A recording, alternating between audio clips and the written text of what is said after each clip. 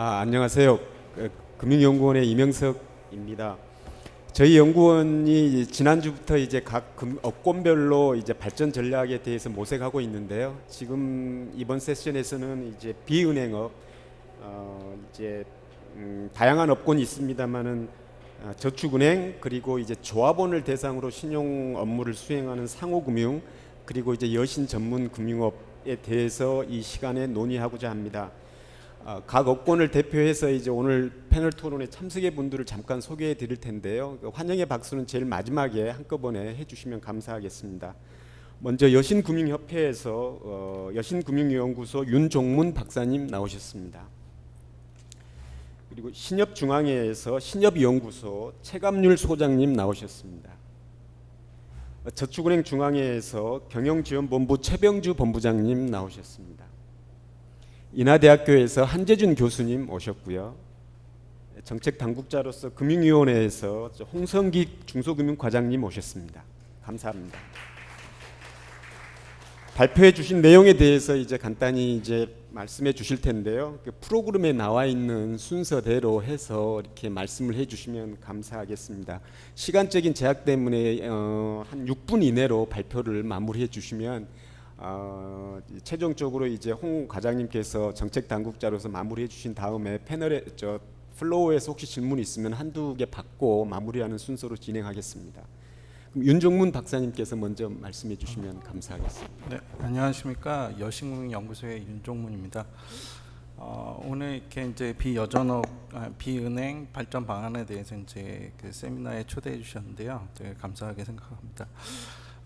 우선 이제 제목이 발전 방향인데 한편으로는 이제 특히 이제 카드 산업을 봤을 때 최근 이제 굉장히 큰 구조 변화를 겪고 있고 실질적으로 이제 그 카드사들이 앞으로 어떻게 나가야 될지 사실상 발전 방향보다는 생존 전략 뭐 이렇게 얘기하는 게 더 좋을 것 같다는 생각도 듭니다. 우선 이제 앞에서 이제 구종환 박사님께서 이제 그 카드 시장 전반에 대해서 이제 스왑 분석을 해주셨고 그 발전 전략에 대해서 이제 굉장히 많은 부분에 대해서 언급을 해주신 것 같습니다. 그래서 핀테크까지 포괄하는 어떤 이제 자율규제 체계, 건전한 경제 환경 조성, 그리고 이제 카드 정보를 활용한 시장 확장 등에 대해서 이제 말씀을 해주셨는데요. 카드 산업에서 해당 부분들을 참고하면은 좋을 것 같다라는 생각이 듭니다. 다만 이제 뭐 마케팅 부분이라든지 아니면 매입 시장 뭐 경쟁 또 강화 뭐 이런 부분에 대해서 이제 말씀해 주신 부분들이 있는데요. 현재 마케팅에서는 이제 상당 부분 이제 카드사에게 규제가 많이 실시되고 있고 실질적으로 핀테크 대비 이제 마케팅이 실질적으로 자유롭지 않은 상황이다라고 말씀을 드릴 수가 있을 것 같고, 그리고 매입 시장에서도 이제 아무래도 이제 지금 현재 그 카드 산업이 이제 3당사자 구조에서 4당사자 구조로 변화해야 되지 않느냐라고 이렇게 말씀을 해주신 것 같습니다. 다만 이제 그 부분에 있어서는 저는 아직까지 그 국내 시장이 4당사자 체계로 전환되는 게 효율성을 높이는지에 대해서는 아직 의문이 있는 상황이다라고 말씀을 드릴 수가 있을 것 같습니다. 최근 이제 그 카드 산업이 이제 구조 변화를 많이 겪고 있는 이유 중에 하나는 이제 핀테크 그리고 이제 빅테크와 같은 이제 뭐 이제 대형 어떤 이제 그 지급결제 사업에 이제 참여하지 않았던 사업체들이 이제 지급결제 산업에 이제 참여를 함으로써 시장의 경쟁도가 높아졌고, 또 하나는 이제 금융 인프라 혁신 방안이라든지 마이 데이터 사업 등의 어떤 제도 변화가 되면서 신용카드 산업에서 그동안에 이제 가지고 갔던 신용카드 산업의 이제 다양한 그 구심점들을 많이 이제 놓게 되는 상황이 이제 다가온 것 같습니다. 그래서 이제 최근에는 저의 가장 큰 고민은 과연 카드 산업이 카카오나 네이버와 경쟁해서 이길 수 있을까? 단순히 카카오와 네이버의 어떤 신용을 제공해주는 지급결제 부분을 제공해주는 납품업체로 전략하지 않을까, 이런 고민들이 굉장히 많이 있는 것 같습니다. 그 부분에 있어서 카드사들이 자체적인 어떤 굉장히 범용화된 플랫폼이 나오지 않는 이상은 그 부분은 앞으로도 지속되게 이제 움직일 것이라는 생각이 많이 듭니다. 그래서 그 부분에 있어서는 뭐 유통업체와 납품업체의 관계로서 변화되는 구조에 있지 않느냐 이런 생각이 들고, 다만 이제 현실적으로 이제 유통업체에서 납품업체가 이제 생존하기 위해서는 사실 유통업체가 납품업체가 하는 다양한 생산 업무들을 가져가지 않아야 되는 또 전제 조건이 있어야 되는 것 같습니다. 그래서 그 부분에 있어서는 이제 이런 카카오나 네이버들이 이제 금융시장에 진출하면서 그동안에 이제 카드 산업이 가지고 있던 다양한 부분들을 이제 가져가려는 노력들을 하고 있는 것 같습니다. 그래서 그 부분에 있어서는 앞으로 카드사들이 이제 좀 더 그 위기 의식을 갖고 이 부분에 이제 대응해야 되는데, 현재까지는 정확하게 이 부분에 대해서 어떤 대응 전략에 대해서 말씀드리는 굉장히 어려운 부분인 것 같습니다. 다만 카드 산업이라는 게 이제 과거 그 이제 해외에서 보면은 아메리칸 익스프레스가 현재 우리 카드 사대와 굉장히 유사한 구조를 가지고 있는데요. 사실 아메리칸 익스프레스가 그러면 어떤 회사였냐? 사실 과거에 보면 그게 이제 택배 회사에서 이제 시작된 겁니다. 택배 회사에서 시작돼서 뭐 화폐를 옮기고 자금을 이동하면서 결국 이제 신용카드 산업까지 이제 이끌어온 이런 이제 변화 과정을 보면 카드 산업도 사실 이 구조 변화 속에서 한 단계 변화할 수 있는 또 계기가 될 수 있지 않느냐 생각을 하게 됩니다. 그래서 이제 사실은 이제 뭐 이 카드 산업의 중요한 현재의 화두는 아무래도 이제 이런 빅테크, 핀테크들과 경쟁에서 살아날 수 있는지, 그리고 공정한 경쟁이 될 수 있는지, 뭐 이런 부분에 대해서 이제 관심이 굉장히 많다라고 말씀드릴 수가 있을 것 같습니다.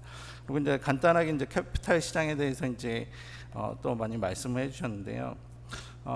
최근에 이제 그 코로나19 그리고 코로나19가 발발하고 일본의 이제 수출 규제가 되면서 국내 이제 제조업 기반에 대한 중요성이 다시금 이제 부각이 많이 되는 것 같습니다. 이런 제조업 기반을 살리기 위해서는 중요한 부분이 이제 아무래도 이제 정책적 지원과 자금의 융통이라고 볼 수가 있는데요. 그 부분에 있어서는 아무래도 이제 캐피탈사가 오랫동안에 이제 트랙 레코드를 가지면서 리스 할부 부분에 있어서 중소기업에게 시설 대여를 하고 할부 금융을 하면서 이런 부분에 있어서는 굉장히 특화되어 있다라고 말씀드릴 수가 있을 것 같습니다. 그래서 뭐 은행 대비 비교를 했을 때도 이 캐피탈사들이 상당한 능력이 있다라고 이제 말씀을 드릴 수가 있고, 그런 측면에서 봤을 때는 지금 현재 정책 자금으로 이제 실시되고 있는 부분들이 온랜딩이라고 있습니다. 그래서 산업은행에서 온랜딩을 통해서 이제 은행과 여전사들이 정책 자금을 통해서 기업들에게 이제 대출을 해줄 수 있는 서비스들을 지금 하고 있는데, 은행 대비 이제 카드사들의 그 온랜딩 규모가 굉장히 작습니다. 실질적으로 봤을 때는 은행 대비 이제 캐피탈사들이 이런 정책 자금을 이용하는 데 있어서 상당한 경쟁력을 가지고 있다라고 판단이 되는데도 불구하고 여전사의 어떤 정책 자금들이 더 많이 투입되고 있지는 못하고 있는 상황입니다. 그래서 그 온랜딩 부분에 있어서는 좀 확대를 해주는 게 어떨까라는 생각이 들고, 다만 이제 온랜딩이 확대되더라도 캐피탈사들이 그 온랜딩을 가지고 실질적으로 이제 중소기업과 시설 대여를 하는 데 있어서 유인을 갖기 위해서는 지금보다는 좀 더 금리 산정 체계라든지, 그리고 이제 대출 영역을 선정하는 데 있어서는 좀 더 자율성이 부여되어야 되지 않느냐 생각이 듭니다. 그래서 이제 이런 부분들을 캐피탈사들을 활용해서 정책 자금을 원활히 잘 활용하고, 그리고 이제 국내의 제조업 기반도 성장할 수 있는 계기로 만들면 일석이조가 되지 않을까라는 생각이 듭니다. 시간이 이제 많지 않은 관계로 짧게 이제 카드 산업과 캐피탈 산업의 간단한 양면에 대해서 이제 말씀을 드렸습니다. 감사합니다.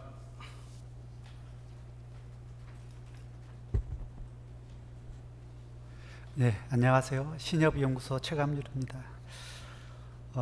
구종환 박사님 발표 잘 들었습니다. 이제 저희가 생각한 것보다 더 구체적으로 잘 정리해 주셔가지고 추가적인 코멘트가 가능하겠냐 싶은 그런 고민을 하게 됐습니다. 이제 어차피 이제 해야 될 일이기 때문에 이제 저는 그 일반적인 경영상을 중심으로 해서 좀 말씀드려 볼까 합니다. 먼저 저희 이제 신협은 은행보다 상대적으로 이제 금리가 높아서 자금 조달하는 데는 그다지 이제 어려움이 없고 앞으로도 그럴 것 같습니다. 이제 구 박사님께서는 이제 그 비과세 혜택이 아니냐라고 이제 보시는 것 같은데, 비과세 혜택 때문에 조달 금리가 낮은 것은 아니고요. 표면 금리 그 자체가 저희가 높습니다.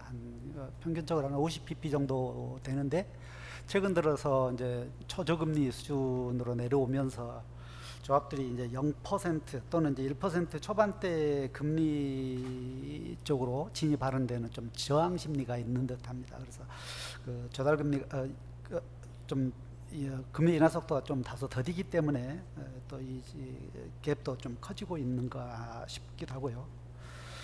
또 상호금융권의 이제 비과세 예탁금 비중도 전체 예탁금의 30% 미만이기 때문에 뭐 이쪽에 의존도가 그렇게 크다고 볼 수만도 없다라고 볼 수 있습니다. 그래서 이제 자금 조성은 그렇게 어려움이 없는데, 이제 운영 부분에서는 이제 꽤 이제 고민스럽습니다.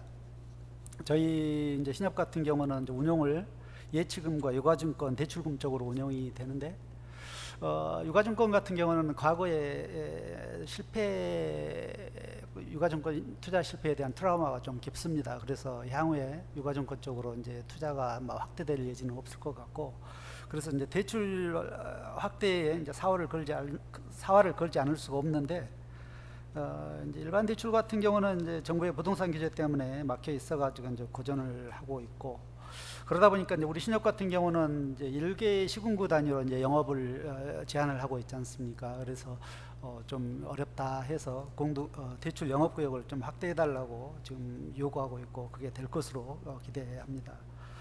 반면에 이제 조합원 관점에서 본다면은 이제 매출 감소나 유동성 악화로 고전하는 이제 소상공인들, 또 수입이 급감하거나 실업 상태로 떨어진 그런 이제 급여 생활자층의 이제 대출 수요는 줄지 않을 거라고 봅니다.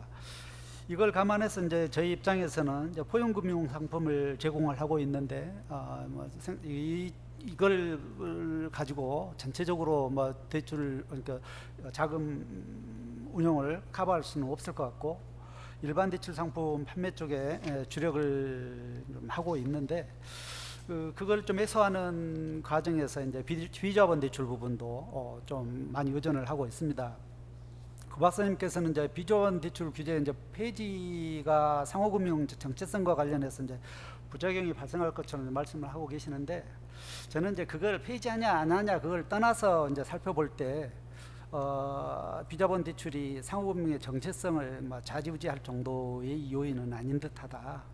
예를 들자면 신협이 1개 시군구 단위의 대출 영업구역을 기반으로 해서 영업을 하고 있는데, 생활금고는 광역시 2개 이상의 그 광역 권역으로 나눠가지고 광역 권역 내에서 대출 영업을 합니다. 그렇다 해서 생활금고가 저희보다 그 상호금융으로서의 정체성에 더 좀 문제가 있냐? 꼭 그렇다고 보지는 않다는 점에서 그렇고, 또 이제 대출 수요자 관점에서 보더라도 어차피 상호금을 이용하는 대출 수요자들은 은행을 이용하지 못하는 사람들이지 않습니까? 그래서 저희가 그들에게 더 좀 대출 공급을 해줄 수 있는 여유가 있다는 점에서, 또 그런 쪽으로 해서 대출 그 수익성을 확보한 조합일수록 포용금융을 취급할 여력이 더 많다는 점에서 비자본 대출 확대라든가 이런 것들이 신협의 정체성에 없고 문제가 되고 그러지는 않을 것 같다는 말씀을 드려보고 싶고, 그 다음에 이제 저희 신협과 같은 상호금융은 비 올 때 새 우산을 주기는 좀 꺼려할 수는 있습니다만, 이미 준 우산은 이제 뺏지 않은 그런 이제 관행이 있습니다.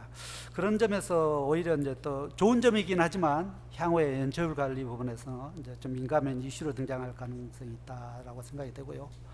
그다음에 이제 디지털 전환은 뭐 어느 금융기관에서 피할 수 없는 일이라고 보는데, 저희는 이제 발표자께서 말씀하신 대로 자산 규모나 영업 기반 또 뭐 내부 역량으로 볼 때 뭐 선도적인 입장에서 할 수는 없습니다. 그래서 저희 입장에서는 패스트 팔로워가 되려고 이제 무진장 애를 쓰고 있는데, 그 노력은 종합적인 IT 프로젝트 개발이나 유지 관리 같은 경우는 이제 중앙회 차원에서 좀 이렇게 그 원뱅크 차원에서 취급을 하고 있고, 고객의 발굴이나 확보는 이제 개별조합에서 하고 있는 이런 상황인데, 전반적으로 보면 이제 IT 시스템의 수준이나 안정화 정도, 또 보안 관리 뭐 이런 것들은 시중은행에 비해서 결코 뒤지지 않는다. 또 시중은행에서 했던 것을 뒤늦게 취급을 하고 있기 때문에 오히려 더 안정감이 있게 취급을 하고 있다, 이렇게 말씀드릴 수도 있을 것 같아요.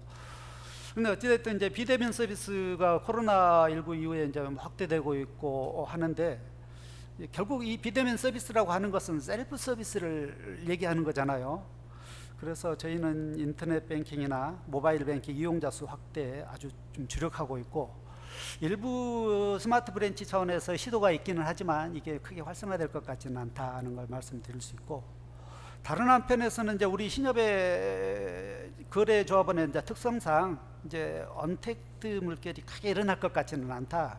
또 그게 또 바람직할까 하는 생각도 들고 있습니다. 왜 그러냐면은 저희 같은 경우는 이제 수신만 놓고 본다면 거래 건수 기준으로 한 90% 이상이 이제 비대면이지만, 거래 금액으로 보면 90% 이상이 대면 방식입니다. 그 다음에 조합원 연령 구성이 이제 50대 이상이 한 절반가량 정도 되기 때문에, 이 중에서 또 상당수는 디지털 디바이드로 어려움을 겪고 있는 사람들입니다. 그런데 그렇다고 해서 이 사람들을 디지털 리터러시로 전환할 수 있겠느냐 하는 것도 이제 무리일 것 같고, 그래서 저희는 이제 대면 서비스를 통해서 친밀감, 공감이 가능한 관계 형성과 유지가 전통적인 강점이었기 때문에 이 부분은 계속 갈 수밖에 없다. 다만 은행권에서처럼 비용 절감 차원에서 비대면 서비스를 활성화하는 것이 아니고 조합원의 편의 제공 차원에서 접근한다는 좀 차이 정도는 한번 생각해 볼 수 있겠습니다. 인구 변화 부분은 저희가 이제 쉽게 풀 수 없는 거시경제 차원에서 문제이긴 한데, 저희도 이제 그 고령층 증가하고 청년층 유입이 저조하는 문제, 이 때문에 두 마리 토끼를 잡아야 되느냐 하는 그런 고민이 많이 있습니다. 다만 저희 전체적인 이제 그 거래층이 중장년 노년층이 있기 때문에 향후에도 이 부분을 중시하는 쪽으로 갈 수밖에 없을 것 같다 생각이 들고, 또 이들이 또 밖으로 나갈 여지는 없을 것 같아요. 나가더라도 다른 상호금융권으로 갈 가능성이 있고, 그래서 중장년층 이상의 포커싱 전략을 취하는데, 이러한 이제 전략이 이제 좀 올드하다는 이미지를 줄 수 있어서 청년층 확보하는 데 있어서는 좀 어려움이 있지 않겠느냐 하는 그런 고민을 해보게 되고요. 그다음에 이제 고 박사님께서 그 고유한 사업 모델이 부재하다라고 했는데 사실입니다. 저희가 이제 IMF 외환 위기에 은행들이 이제 소매 금융 강화하고 대출 금지 업종 해제한 이후에 사실상 상호금융의 그 고유한 사업 모델은 잡기가 쉽지 않고 앞으로도 힘들 것이다라고 이제 보고 있습니다. 다만 이제 우리 입장에서는 이제 은행이 관심이 없고 저축은행이 이제 넘볼 수 없는 그런 영역이 존재할 수 있을까 하는 부분에서 이제 회의적이다. 다만 저희가 이제 대출 포지션이 금리대로 보거나 신용 등급대로 보거나 은행으로 갈 수 없는 분들, 그렇다 해서 저축은행으로 또 이렇게 갈 수도 없는 그런 분들을 대상으로 해서 영업을 하고 있는데, 그 포지션 자체가 어떻게 보면 고유한 사업 모델이라고 할 수도 있지 않겠느냐라고 이제 생각도 해보게 됩니다. 그래서 그러한 레드오션에서 제 입장에서 이제 경쟁할 수밖에 없는데, 그런 점에서 이제 우리 입장에서는 은행과 상호금융기관 또는 상호금융 내에서의 어떤 경쟁 조건의 차이가 없었으면 좋겠다 하는 생각을 해보게 되고요. 마지막으로 이제 그 코로나19 이후에 이제 우리 각 경제 주체들의 그 대응 자세들이 전례 없다 또는 막 전력 두고 한다는 그런 느낌을 주지 않습니까? 현재 우리 신협에서 코로나19발 영향은 그렇게 아직은 크지는 않는 것 같아요. 그렇지만 향후에는 이게 좀 심각해질 여지도 있을 것 같은데, 이거와 관련해서는 그냥 역발상이 좀 필요할 수도 있겠다. 꼭 그렇게 돼야 된다는 생각보다는 그냥 아이디어 차원에서 말씀을 드리자면, 지금 정부 입장에서는 소상공인이나 비정규직과 같은 급여 생활자들에 대해서 안정화 자금을 지원해 주기를 바라는데, 전통적인 상품과 제도 하에서는 확대하기 쉽지 않다. 그런 점에서 놓고 본다면 좀 그 뭐 LTV라든가 DTI 이런 것들을 좀 더 완화해서 물론 부동산 쪽으로 이제 갈 가능성도 없잖아 있겠습니다만, 그걸 경계한 상태에서 이들에게 좀 대출 여력을 좀 더 키워줄 수도 있지 않겠느냐 하는 생각도 해보게 되고, 또 다른 한편에서는 이제 어려울수록 금융기관의 건전성을 강화한다고 해서 대출 대손 중단금 설정 기준을 아주 강화합니다. 오히려 어려울 때일수록 서민 대출 부분에 대해서는 이 설정 기준을 좀 완화해 줌으로 인해서 이 우리 같은 이제 서민 금융기관들이 서민 대출을 좀 더 여유 있게 풀 수 있는 좀 여지를 마련하는 것도 방법이 아니겠느냐 하는 좀 엉뚱한 생각을 해보게 되었습니다. 이상으로 마치겠습니다. 감사합니다. 네, 안녕하십니까. 저축은행 중앙회 최병주 상무입니다. 먼저 오늘 저축은행이 처한 환경과 나아갈 방향에 대해서 잘 연구해 주신 우리 구정환 위원님을 비롯한 한국금융연구원께 먼저 감사의 말씀을 드립니다. 제가 이제 저축은행 중앙회에 참석했으니까 우리 저축은행 업계 영업 환경을 먼저 간단히 말씀을 좀 드리면, 앞서 우리 구 박사님께서 말씀해 주셨지만 코로나 이후 우리 저축은행 영업 환경은 기회도 물론 생기겠지만 적절히 대응하지 못한다면 위험 요인과 약점이 더 크게 부각될 가능성이 높아 보입니다. 현재 금융시장이 대형 시중은행 중심으로 이렇게 가속화되면서 저축은행의 기반이 대폭 축소되고 있고, 또 저축은행이 금융시장 내 적절한 포지셔닝이 되게 어려운 상황입니다. 또한 내부적으로도 지방경제 침체, 또 수도권으로 인구 경제 집중 이런 것들로 인해서 대형저축은행하고 지방 중소형저축은행의 성장과 수익의 양극화 현상이 좀 심화가 되고 있고, 특히 최근에 대규모 투자와 금융경제가 필요한 디지털 금융화가 급속히 진행되면서 이에 적절하게 대응하기 어려운 중소형사의 경영 전망이 더욱 불확실한 상황이라고 할 수 있습니다. 이번 코로나로 인한 영향은 1, 4분기에는 크게 나타나지는 않았으나 코로나가 장기화될 경우에는 2, 4분기부터는 좀 본격적으로 반영될 것으로 예상이 되고 있습니다. 잠깐 말씀드리면 1, 4분기 중에 저희 저축은행 총 여신 연체율이 한 4% 정도 수준인데, 작년 말 대비는 좀 상승했으나 전년 동기 대비는 좀 하락한 비율이고요. 지역별로는 코로나로 직접 영향을 받은 대구경부 중심으로 지방 저축은행들의 연체율이 수도권 대비 상당히 높아서 이 코로나 영향이 지방을 중심으로 영향을 미치고 있다는 게 이렇게 보여주고 있습니다. 향후 중소기업 대출 중심의 저축은행은 코로나로 인한 부동산 경기의 변동성을 감안할 경우에는 주력 상품인 부동산 담보 대출 확대가 이렇게 쉬워 보이지는 않고, 특히 여기 신협에서 나오셨지만 우리 상호금융회사의 어떤 풍부한 저금리 유동성과 또 신협을 비롯해서 시행령 개정을 통해서 여신영업구역 확대 계획이 있는 등 부동산 담보 대출 시장에서 저축은행의 영업 환경은 갈수록 좀 어려워질 것으로 이렇게 예상이 됩니다.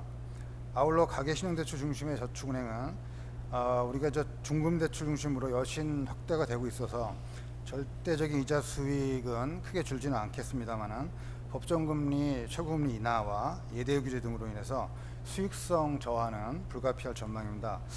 또한 저축은행 그간 지속적으로 개인신용대출 리스크 관리를 강화했습니다만 코로나로 인한 한계차주 채무 상환 능력이 저하됨에 따라서 하반기 이후 저축은행 자산건전성에 부담을 줄 것으로 예상이 되고 있습니다. 저축은행 발전 전략과 관련해서는 급속하게 변화하는 디지털 대전환 시대에 우리 적절하게 대응하지 못하면 저축은행 산업 자체가 위기에 빠질 수 있다는 위기감이 업계에 팽배해 있는 상황입니다. 이에 따라서 자체적으로 대응 여력이 있는 대형사들은 데이터 전문 인력으로 적극 확보하고 경쟁력 있는 비대면 플랫폼을 구축하는 등 상당한 투자를 통한 디지털 금융 변화에 적극 대응하고 있습니다. 반면 자체적으로 대응이 어려운 중소형 저축은행의 경우에는 중앙회가 중심으로 공동 대응을 하고 있는데, 중앙회가 작년 9월 달에 저축은행 공동 모바일 뱅킹 앱인 SB톡톡 플러스를 구축해서 운영 중에 있는데, 지금까지 약 9만 명, 계좌 수로는 약 10원 계좌 이상을 지금 실적을 보이고 있고, 또한 이 공동 모바일 뱅킹 앱의 경쟁력 강화를 위해서 지난번에 보이스피싱 방지를 위해 적용 중인 단기 다수 보통 계좌 개설 제한을 좀 규제 예외 적용할 수 있도록 허용을 받았고, 또한 각 금융회사들이 각 금융회사 예금 거래 시마다 시행해야 되는 그 실명 확인 절차를 이 공동 앱을 이용해서 다수저축은행을 거래하는 경우에는 간소화할 수 있는 그 서비스를 지난번에 그 혁신금융 서비스로 지정을 받았습니다. 그래서 이런 것들이 금년 12월부터 시행되면 거래자들이 이런 공동 앱을 통해서 다수의 저축은행 예금을 아주 편리하고 신속하게 이용할 수 있을 것으로 예상이 됩니다. 아울러 이제 신용정보법 개정 등으로 인해서 마이데이터 산업이 허용되고 또 데이터 거래소가 시범 출범도 하고 있는데요. 저축은행도 동사업에 참여할 수 있도록 중앙회 중심으로 사업 추진 타당성 및 관련 전산 구축 준비를 하고 있습니다. 또한 저축은행이 또 금년 12월까지 그 오픈뱅킹 서비스 참여를 위해서 지금 추진 중에 있는데요. 다만 한 가지 좀 부탁을 드리면, 저축은행 업계가 뭐 규모라든지 이런 걸 볼 때는 상당히 열악한 저축은행도 많이 있다 보니까 예를 들면 이 오픈뱅킹 참여에 필요한 뭐 결제원 분담금이라든지 또는 구축비용 분담금 같이 이런 디지털 뱅킹에 우리 업계가 참여하기 위해서 필수적으로 들어간 비용을 좀 어떤 규모라든지 이런 것들을 감안해서 적정 수준으로 이렇게 좀 조정해 주신다면 우리 업계도 이런 디지털 뱅킹 시대에 적극적으로 대처할 수 있지 않을까, 이런 말씀을 좀 드립니다. 오늘 발표해 주신 내용과 관련해서는 오늘 구정화 박사님이 말씀해 주신 내용에 대해서 전적으로 공감한다는 말씀을 좀 드리고요. 다만 이제 몇 가지 말씀드리면, 말씀하신 내용 중에서 우리 지역신용보증재단 보증부 상품 추진과 지역 밀착형 관계형 금융과 관련해서는 사실 이 두 가지는 저축은행 노력만 가지고는 활성화하는 게 좀 한계가 있습니다. 그래서 정책당국의 뭐 관심이라 그럴까, 제도적 뒷받침이 좀 필요하다는 말씀을 드리는데, 좀 설명을 드리면 보증부 상품 같은 경우는 이게 원활히 취급되기 위해서는 저축은행만의 특화된 상품 마련이 좀 필요합니다. 옛날에 것처럼 보금자리론처럼 시중은행과 동시에 같은 조건으로 이렇게 취급하다 보면 이 거래자들이 저축은행보다는 시중은행을 이용할 수밖에 없기 때문에 그런 어려운 점이 있고, 아울러 저축은행이 이 동보증 상품이 경영상 도움이 된다는 이런 판단하에 자발적으로 적극 취급할 수 있도록 그 금리 수준이라든가 보증 비율이라 이런 것들도 좀 저축은행의 원가 그 정도를 감안해서 현실에 맞게 적용이 되면 좀 더 활성화되지 않을까, 이렇게 생각이 되고요. 또 관계형금융과 관련해서는 관계형금융을 통한 대출 시급 시 뭐 이 적합한 탄력적인 이런 감독 기준이라든지 인센티브 부여가 필요하다고 판단됩니다. 사실 그런데 실제 현장에서는 이런 관계형금융이 되게 사실 쉽지는 않습니다.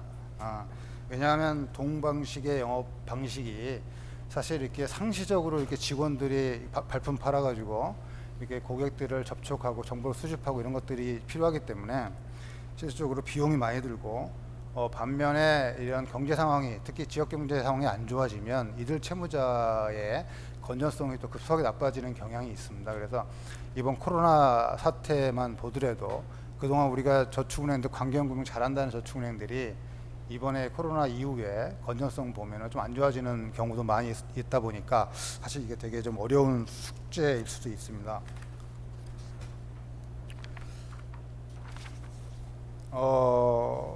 마지막으로 오늘 저 금융위에서 우리 저 홍승희 과장님이 나오셔서 뭐 아쉬운 말씀을 자꾸 드려야 되는데요. 앞서 말씀드린 바와 같이 뭐 급속히 변화하는 금융 환경 하에서 저축은업계도 과거에는 경험하지 못했던 뭐 피할 수 없는 대변혁의 요구를 지금 받고 있는 상황입니다.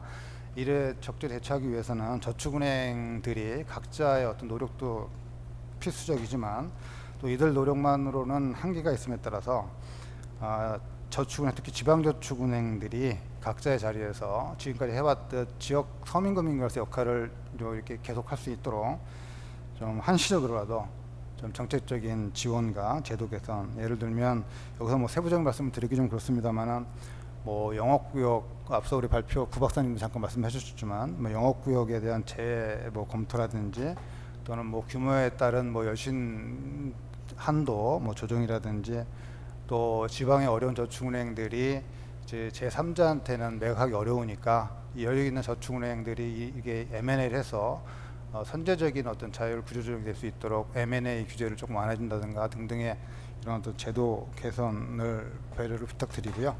마지막으로 저희들이 저축은행의 디지털 시대에 뒤떨어지지 않게 발빠르게 대처를 하도록 하겠습니다. 이에 반면에 우리 아날로그 방식의 금융 부분도 특히 그 세련되게 발전시켜서 디지털 금융 시대에 소외되는 이런 소외계층에 대한 금융 지원도 소홀히 하지 않도록 이렇게 노력하도록 하겠습니다. 이상 말씀드리겠습니다.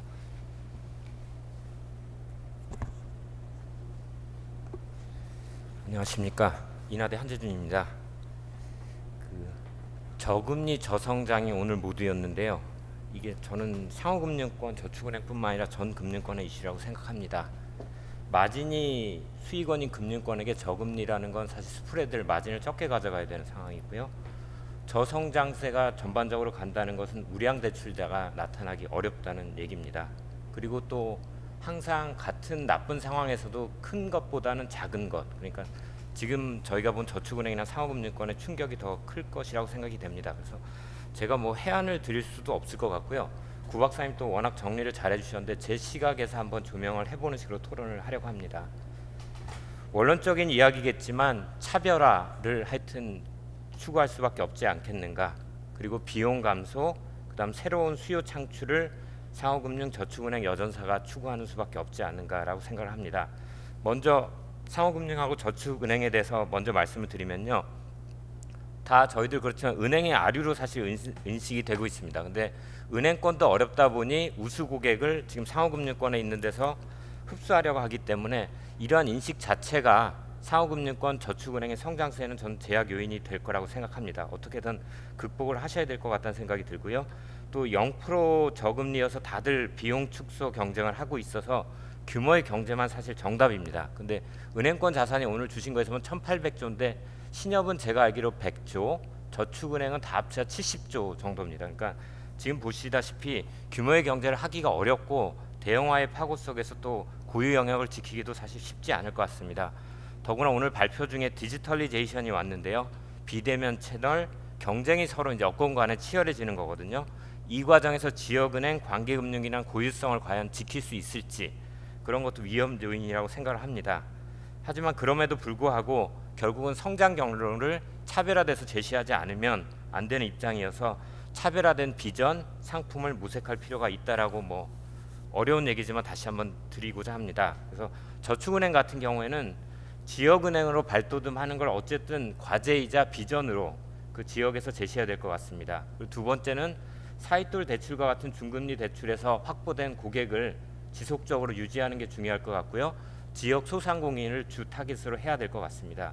그리고 세 번째로는 규모의 경제를 실현을 위한 고민이 필요한데 저는 사실 저축은행 경우에는 업권 내에서 M&A가 불가피하다고 생각을 합니다.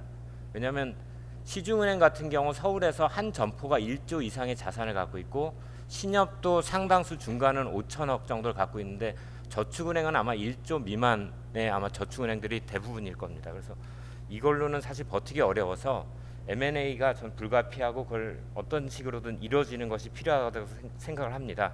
그리고 오늘 이야기된 디지털리제이션도 해야 된다면 중앙회가 코디네이션을 할 필요가 있지 않나라고 생각을 합니다.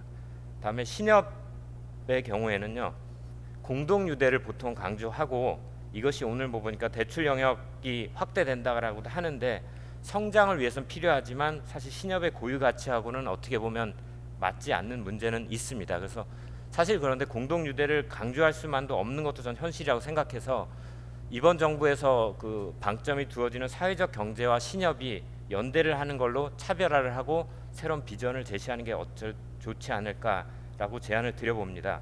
말씀하신 것처럼 예금이 많이 들어온 데지만 사실 운용처가 마땅치 않아서 중앙회가 자산 운용을 하고 있는데 이게 과연 신협의 가치하고 맞는지 사실 그런 갈등은 있을 수밖에 없을 것 같고요. 성장을 추구하다 보니 어떻게 보면 공동유대 정신과는 좀 맞지 않는 그런 일이기도 합니다. 또 공동유대라고 하지만 철새 조합원이라는 얘기를 많이 또 하거든요. 그래서 이런 분들에 대한 조합원 교육도 필요할 것이고 고령화와 지방 공동화 속에서 어쨌든 고령화지만 청년 조합원을 유치하는 그런 고민을 계속 하고도 계시고 또 앞으로도 계속 그 길을 걸어나가야 될 것 같습니다. 그리고 뭐 지역 공동체 개발이라고 하지만 새마을금고가 행안부 소속입니다. 그래서 신협하고 경쟁자고요. 또 LH 등 수많은 공기업이 이번에 보면 또 이런 지역 공동체 개발에 참여하고 있어서 신협이 참 그 활로를 모색하기는 어렵다라고 생각을 합니다. 그리고 가장 중요한 문제는 한국 사회가 신협의 이상적인 모형을 받아들일 만큼 좀 굶주린 사회가 사실 아닙니다. 그래서 제가 이제 제시하는 건 그럼 신협이 그 가치를 포기해야 되느냐? 그렇지는 않고요. 장기적으로 추진을 하되 전략적으로는 상품 라인업을 다양화할 필요가 있지 않을까 생각을 합니다. 예대만으로는 은행권과 경쟁이 어렵고요. 실제로 신용평가 기법 고도화, 관계금융 저희가 얘기를 하고 심사 역량 강화는 필요합니다. 그런데 자녀를 키워보신 분은 아실 텐데요. 학교 수업만으로 수능 보기 어렵습니다. 사실 이걸만으로 신협이 성장하는 건 저 사실은 어렵다고 생각을 합니다. 그래서 다른 이제 전략적 방향으로 상품 라인업을 다양화해야 되는데 오늘 오신 감독 당국에서는 기겁할 수도 있지만 사실 신협은 조합원의 가치 극대화지 예대만 해야 되는 건 아닙니다. 그래서 연금 펀드 등 자산 운용의 수익을 올리고 판매 운용 수수료를 낮게 해서 조합원에게 상품으로 제시를 한다든지 또 그런 자산 운용 중에서 요즘 말하는 사경 조직에 대해서 소규모로 다에게 소액 투자를 하면 로브 라지 넘버에서 어느 정도 위험 관리가 되지 않을까라는 생각을 해보고요. 청년층을 끌어들이기 위해서는 사실 청년들은 부채가 많을 텐데 이런 부채를 어떻게 관리하면서 집을 마련한다든지 이런 식으로 생애 자산 축적 과정에 대해서 자산 관리 서비스를 제공하는 것도 한꺼번에 그러니까 모든 것들을 예대 외 다른 것들도 할 수 있었으면 좋겠고 감독 당국도 좀 전향적으로 고려해주면 좋지 않을까라고 생각을 합니다. 물론 이제 과거에 주식 투자 실패라는 것이 있는데 그런 거에만 매기보다는 지금은 직원들의 역량도 상당히 나아진 것 같고요. 대신 중앙회 차원에서 개별 조합이 이런 식으로 라인업을 늘렸을 때 리스크 관리에 대한 건 중앙회가 책임을 지고 시스템을 구축할 필요는 있다라고 생각을 합니다. 또 마지막으로 이제 여전사에 대해서 제가 말씀을 드려보면 신용카드하고 캐피탈인데요. 제가 알기로는 여전사의 자산 규모가 합치면 300조 원 정도입니다. 상대적으로 큰데요. 여전사는 아시다시피 시장성 수신으로 자금을 조달합니다. 그리고 카드사는 저희가 아는 신용카드고요. 그 외에 캐피탈은 할부, 리스, 신기술 그리고 대출 채권으로 자산을 운영합니다. 제가 우연한 기회에 한 10년 동안 성장세 자료를 본 기회가 있었는데요. 신용카드사가 지난 10년간 연 9%로 성장을 했습니다. 이 숫자를 의미 있게 말씀드리려면 은행권이 연 3.3%로 지난 10년간 성장을 해왔습니다. 거의 3배 이상 성장을 해온 것입니다. 사실 그렇게 성장을 해온 이유는 카드 수수료 금리 상한 인하에서 마진이 적으면 P 곱하기 Q를 늘리는 방식으로 해왔거든요. 물론 잘했지만 더 이상 성장에 이제 한계가 있다는 그런 말씀입니다. 캐피탈사는 사실 이제 시장이 레드오션이 되면서 업체들 간의 경쟁이 격화돼서 아까 말씀드린 할부, 리스, 신기술보다는 대출 채권, 물론 신기술사의 대출 채권일 수도 있는데요.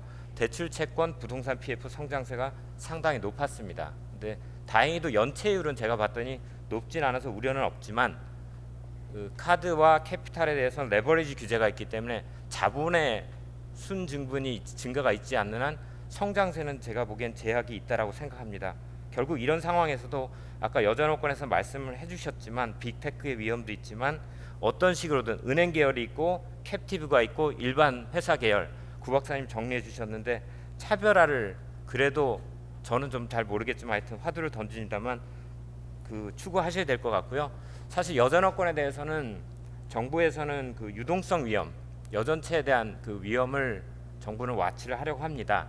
근데 그것도 필요한데 그쪽에만 포커스를 두기보다는 해외 ABS 카드사 같은 경우는 발행을 원하고 있거든요. 아마 정책적으로 막히고 있는데 이쪽에서 유동성 위험을 좀 풀어주는 그런 정책 방안도 고려해 줬으면 좋을 것 같다는 생각을 드립니다. 이상입니다.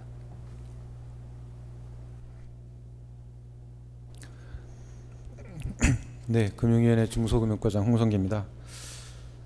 먼저 우리 구 박사님 그 정리하신 자료 참 깔끔하게 잘 정리돼가지고 뭐 덧붙일 거는 별로 없는 것 같은데요.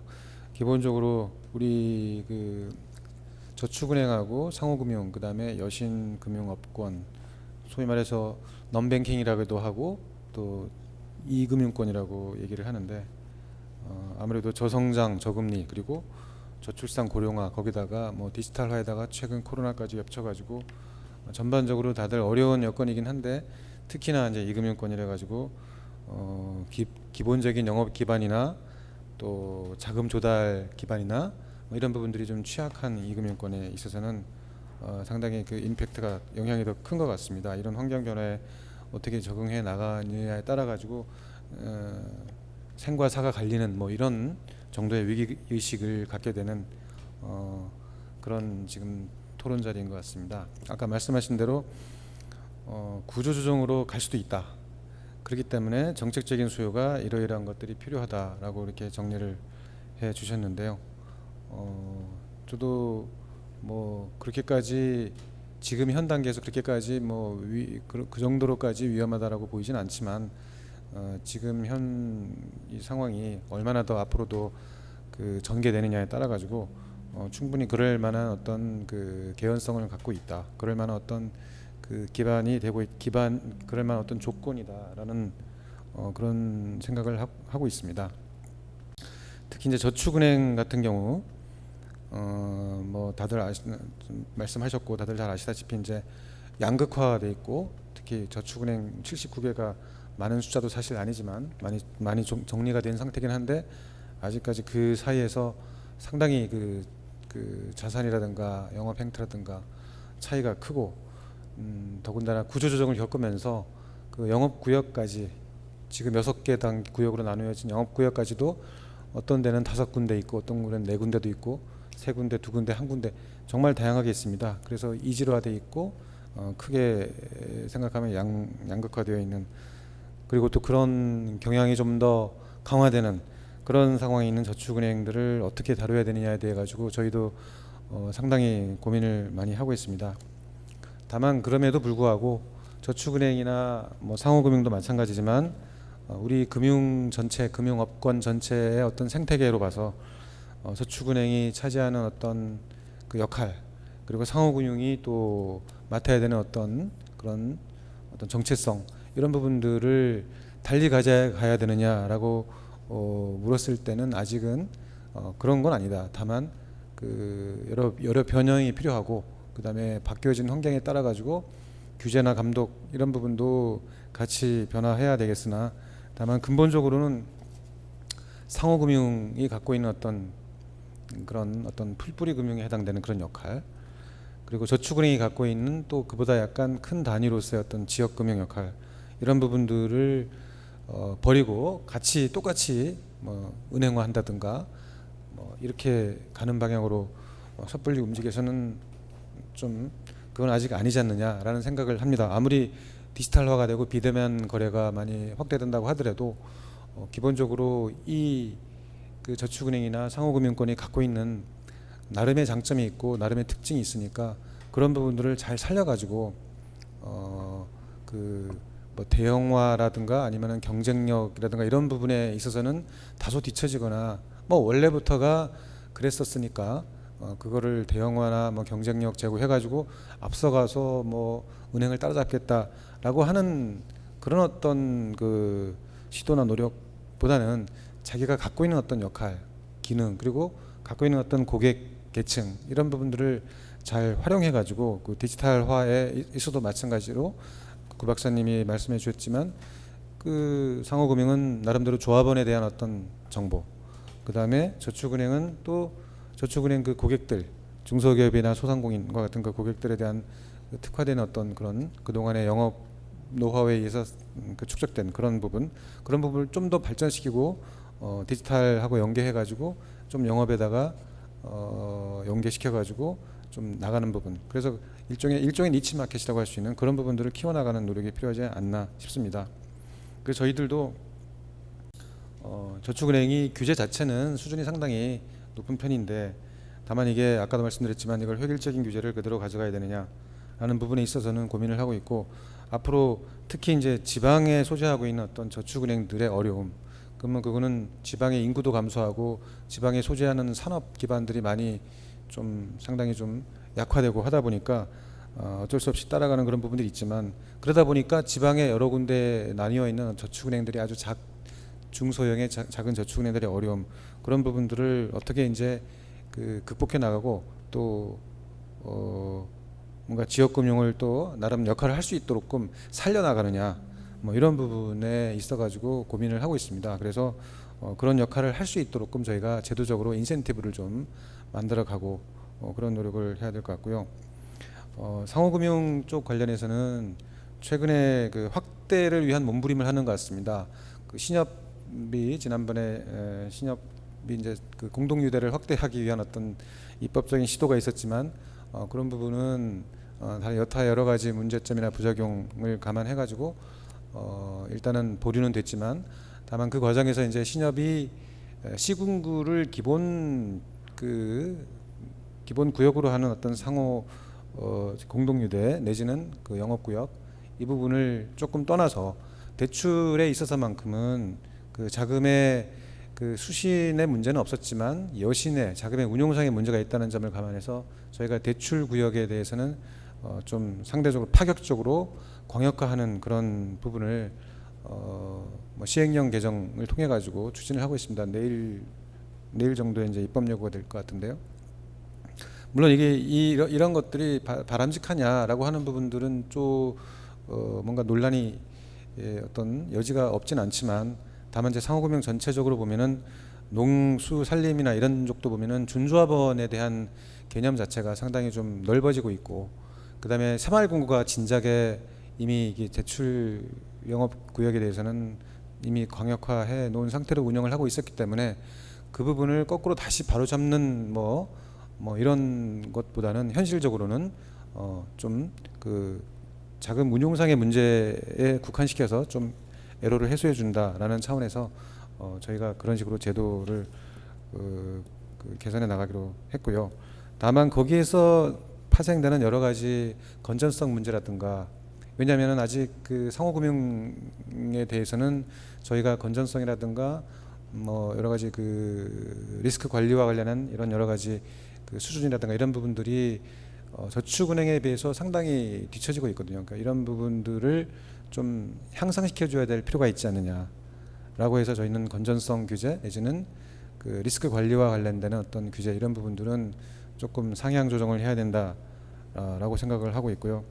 더군다나 또 그 상호금융이라는 것도 아까 뭐 저축은행 마찬가지로 지역 경기를 많이 타다 보니까 그 지방에 그 수백 개 뭐 전체 농수산림 새마을까지 합하면 3,500개 정도의 그 조합들이 있는데 이 조합들이 또 이런 식으로 또 경쟁에 내몰리게 되면 그 와중에 그 상당 부분은 또 그 부실화되거나 또 구조조정의 어떤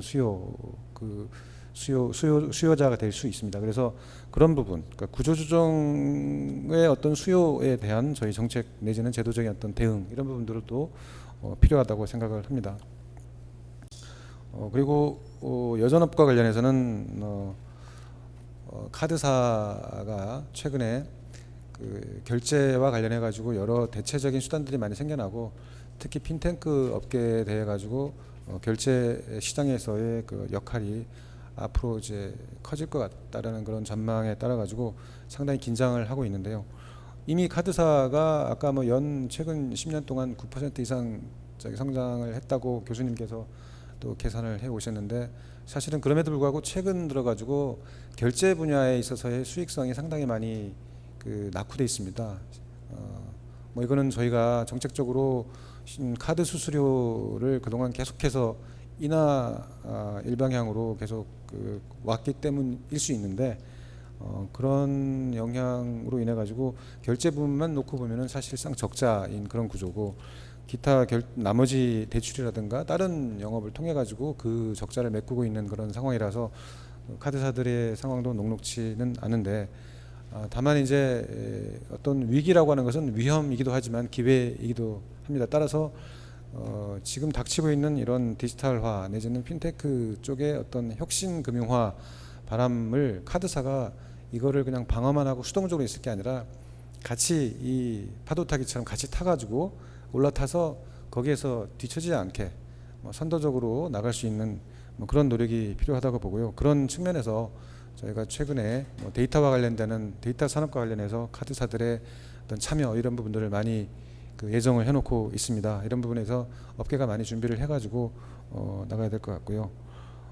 그다음에 캐피탈 업종은 사실은 뭐 특성별로 영업 전략을 마련해가지고 살아남아야 된다라고 하는 그 언론적인 뭐 말씀 정도밖에는 드릴 수 없는데, 다만 최근에 저희가 그 코로나 사태 겪으면서 여전사들이 물론 뭐 여전사 자체만의 문제에 그 연유한 건 아니지만 증권사 뭐 ELS와 관련되는 그런 문제와도 연계돼 있지만 상당히 그 시장성 자금 조달 때문에 유동성의 위기에 상당히 취약하다라는 부분을 상당히 그 실감을 하고 있습니다. 그래서 여전사들 특히 이제 신용등급이 낮은 캐피탈사들 같은 경우에는 그 유동성 관리를 좀 더 강화해야 될 것 같고,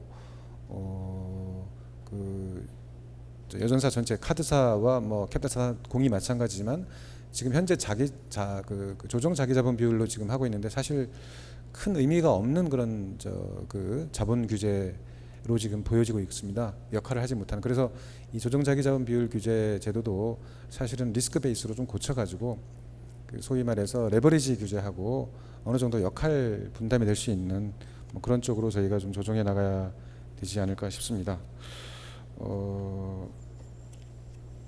아까 저기 우리 한재준 교수님께서 그 차별화하고 비용 감소 쪽으로 해야 되는 거고, 그 좋은 말씀 많이 해 주셨고요. 그 저희가 또 참고하겠습니다. 그리고 아까 구 박사님께서 이렇게 던져주신 화두하고 이런 메시지 같은 것들은 저희가 정책 입안하거나 제도 개선할 때 많이 참고하도록 하겠습니다. 네, 감사합니다. 네, 많은 말씀해 주셨는데 이제 업권에서 말씀하신 내용 간단히 요약하면은 현재 저축은행이나 상호금융업권 다 코로나로 인해서 당장 그 가시적인 영향은 없지만 그게 이제 장기화되면 좀 업권별로 영향이 있을 것 같다는 우려를 해주셨고, 그와 관련해서 향후 업권 발전 전략을 모색하는 데 있어서 그 정책적인 지원이 필요하다는 내용으로 해서 각 업권께서 각각 말씀해 주신 걸로 이해됩니다. 혹시 플로어에서 질문 있으시면 하나 받고 이렇게 마무리하도록 하겠습니다. 혹시 있으시는지요? 네, 따로 질문 없으시면 그러면 오늘 비은행업 발전 전략과 관련된 세미나 마치도록 하겠습니다. 참석해 주셔서 감사합니다.